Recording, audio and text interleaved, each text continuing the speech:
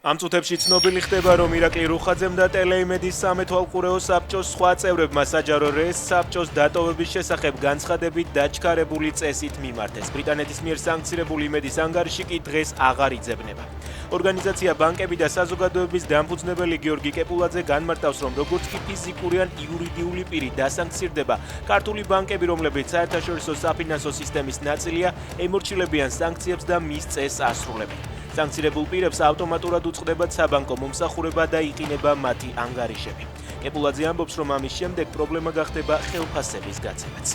პოსტივის გადამღები ჯგუფის მიმართ ჟურნალისტური საქმიანობის ხელშეშლის საქმეზე ზუგდიდის სასამართლომ ვიტალი გუგუჩია უდანაშაულო ცნო. საქმე ეხება 2024 წლის მაისში მომხდარ შემთხვევას, როცა სამეგრელოში გუგუჩიასთან სახლში ნათია ბერიძე ოპერატორთან ერთად მივიდა და მცირეწლოვანი ბავშვების თვალწინ გუგუჩიას და მის ოჯახს ბრალდებები წაუყენა.